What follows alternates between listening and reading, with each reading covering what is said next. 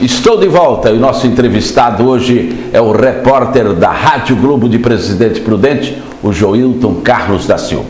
Joilton, como foi a cobertura daquele acidente, daquele grave acidente da Andorinha com 28 mortos? Olha, foi marcante para mim. Todos nós que somos repórteres, seja de emissora de rádio, de televisão, de jornal, hoje da internet, nós temos que ter pessoas que nos informam. São aquelas pessoas informantes que a gente tem. Eu recebi uma ligação na madrugada daquele acidente. Um companheiro me ligou e falou: olha, aconteceu um acidente grave. Nós não sabemos ainda a intensidade deste acidente, mas é um acidente gravíssimo, uma colisão frontal de 2 ônibus, há mortos e feridos no local.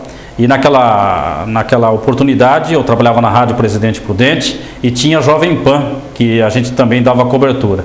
E eu fui o primeiro repórter a chegar no local foi o repórter do Jornal S Notícias, o fotógrafo que chegou lá para tirar as fotos, mas repórter de rádio eu fui o primeiro a chegar. Então eu fiz toda a cobertura, a retirada de todos os corpos daquele acidente, e alguns fatos me chamaram a atenção naquele acidente. Um foi de uma moça que morreu no acidente. Essa moça era de Bauru, e eu acompanhei a retirada do corpo dela, do acidente. Ela foi levada para o necrotério no antigo hospital universitário, hoje hospital regional, e o pai dela, quando chegou, eu fui entrevistá-lo ao vivo no programa da Neuza Matos, e ele, ao invés de chorar, ele sorria. E aquilo me intrigou, me deixou intrigado.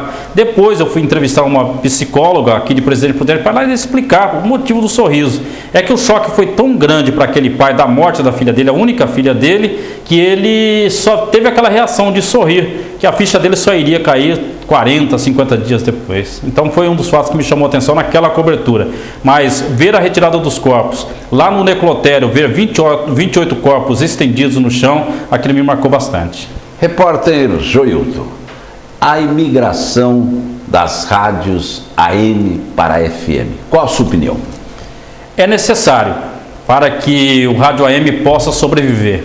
O que nós precisamos é deixar definido se os atuais profissionais que trabalham no AM vão continuar trabalhando na FM. Isso os proprietários de emissora que terão que definir, porque já foi autorizado, essa imigração vai acontecer, até porque hoje o público prefere mais o som de FM, que é um som que tem um pouco mais de qualidade e as pessoas curtem mais, né, entre aspas. Então nós só precisamos definir como que vai ficar a FM, se ela vai ficar igual uma rádio AM, qual que vai ser a programação dessas emissoras. Seria muito legal que a gente tivesse nessas emissoras FM, que agora as AMs vão migrar para elas, ter uma programação igual a AM, com entretenimento, ter informação a todo momento, porque isso é que o rádio precisa. O rádio, a minha visão de rádio é que o rádio tem que ter música, e o principal do rádio é informação e prestação de serviço. Se fugir disso, não faz um rádio necessário para a população.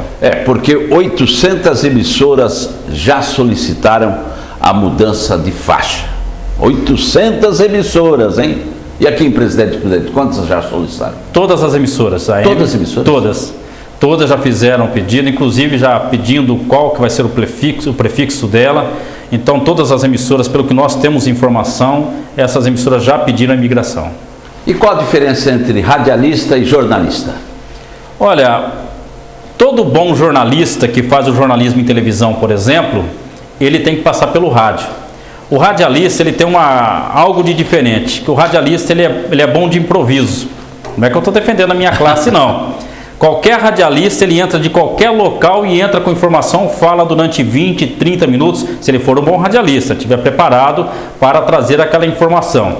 Então, se ele tem aí um bom português, se ele tem conhecimento de causa, ele fala durante 20, 30, 40 minutos no improviso, não precisa estar lendo. E o rádio tem essa facilidade, né? A pessoa, se ela, por exemplo, está lendo, ninguém está vendo. Agora, o jornalista que trabalha na televisão, que trabalha no jornal, já não tem essa facilidade, né?